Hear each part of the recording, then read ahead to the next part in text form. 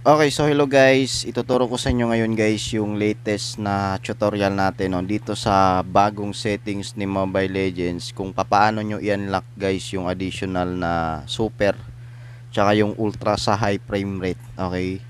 So, bago tayo mag-umpisa guys, sa mga hindi nakapag-subscribe dyan sa channel natin, i-subscribe nyo na po, i-click nyo na guys pati yung notification bell at pa-like na rin guys ng ating video no. Okay. So, una sa lahat guys, exit muna tayo sa ating home screen. Download nyo to guys, nandyan sa comment section yung link nito, itong MetaWolf at yung FX na File Explorer. Okay. So, pag na-download nyo na siya guys, open lang natin yung MetaWolf. Okay. So, punta kayo dito guys sa settings, eto. Click natin yan. Tapos, hanapin nyo dito yung device info spoofing. Okay. So, ito. Tapos, ang gagawin nyo dito guys, papalitan lang natin to ng model from Samsung. Papalitan natin siya ng Xiaomi. Okay. Then, sa device model naman, ito yung ipapalit nyo. 21061110 capital A, tsaka G. Okay. Then, click natin yung accept. Then, press ulit natin yung settings. Yan. Tapos, hanapin nyo naman dito guys yung install app via File Explorer. Okay. So, click natin yan. Tapos, click natin yung install single APK. Okay. So, dito guys, ito yung dalawang file na i-install natin dun sa MetaWolf. Unahin muna natin yung Mobile Legends. Okay. Click natin yung accept. Tapos, back lang natin siya. Okay. Okay, so after nyo guys na ma-install yung kanyang APK dito sa MetaWolf na app. So, buksan nyo lang guys yung Mobile Legends nyo. Okay.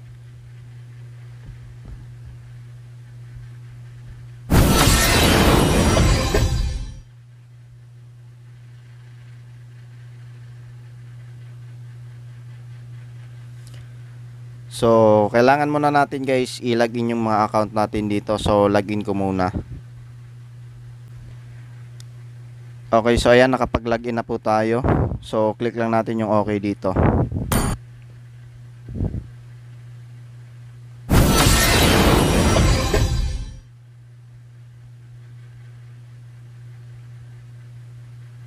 So, ayan guys, i-check na natin yung ating settings ngayon. So, ayan, boom. Meron na tayong super tsaka yung ultra sa high frame rate niya. Okay. So, ito guys, ginagawa kasi natin yung mga ganitong trick guys para kahit papaano yung mga naka-latest na smartphone model ngayon na halimbawa yung Tecno or yung Infinix na nasa 5 to 6K yung phone nila na supported naman nasa 90Hz siguro yung mga ganong phone. Yung hinahanap kasi nila dito guys, itong super no. Kasi malaki kasing na itutulong nito guys, lalo na kung yung phone mo is supported na sa 90Hz.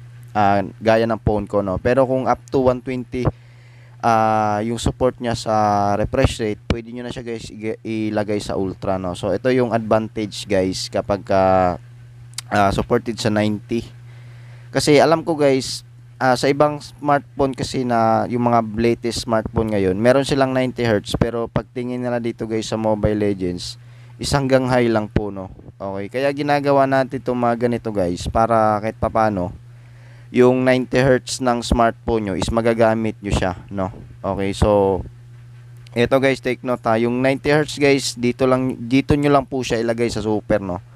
Pero kung up to 120Hz or 144Hz na supported yung refresh rate ng phone nyo, pwede nyo siya guys ilagay sa ultra. Okay, so magdedepende yan kung 90 or 120 yung screen refresh rate support ng phone mo. Okay.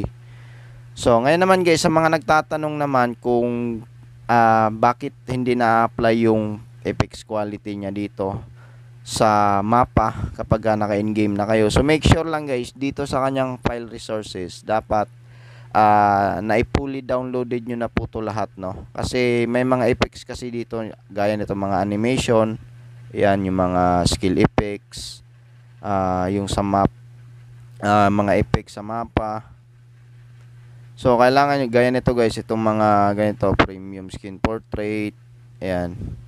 So kahit itong ganito season story, wag nyo na itong So importante lang naman dito guys yung mga skill effects, hero display, tsaka itong basic match resources, no. So kailangan nyo lang siyang i-pull, download, no. Kailangan nyo lang siya makumpleto lahat. Okay?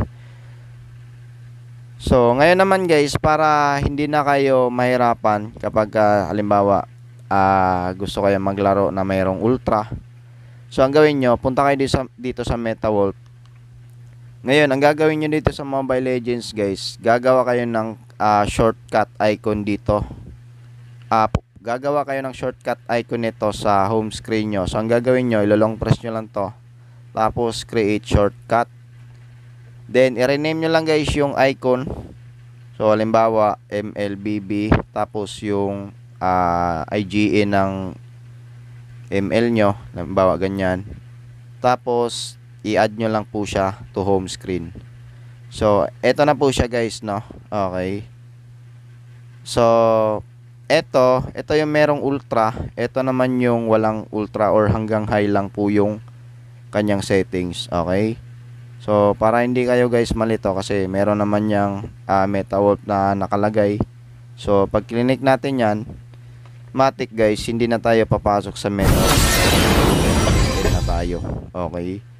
So ito guys, mas maganda to kasi pwede